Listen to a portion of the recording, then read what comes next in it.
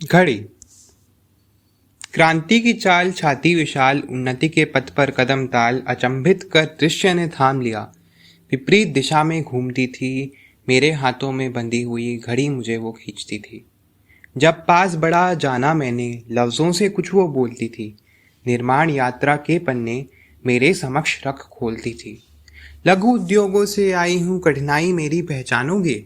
गुलामी के अंश जो व्यापक हैं, स्वीकृत हैं, खुद संस्थापक हैं, क्या उन्हें हटा तुम पाओगे? गुलाम राज्य मन में स्वराज्य एक आज़ाद सोच का जन्म हुआ। कुटिल उद्योगों से आया था, चरखा आज़ादी का चिन्ह बना।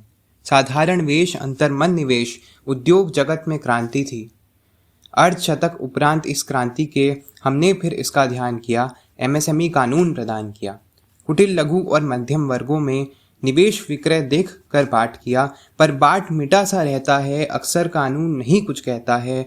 इस समस्या से भी तो फिर कुटिल लघु वर्ग ही सहता है।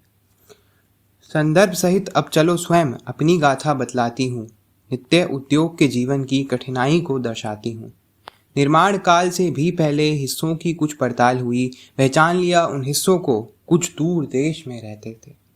निर्यात से पहले आयात की बारी थी, पर उससे पहले जंग अलग ही जारी थी। दस्तावेजों के जंजालों से लड़ने की अब तैयारी थी।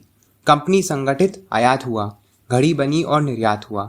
पर इसके भीतर भी गाथा है, नित्य उद्योग के जीवन में कठिनाई है, अभिलाषा है। श्रमिक कानून भी एक श्रम है, इसमें कल्याण का एक भ्रम है।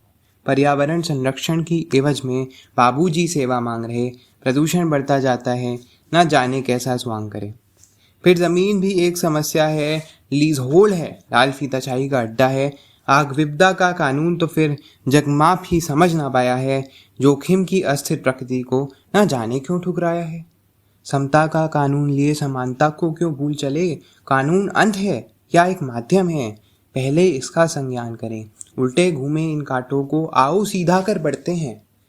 उन्नति लक्ष्य प्रधान लिए सर्व कल्याण की नींव को रखते हैं।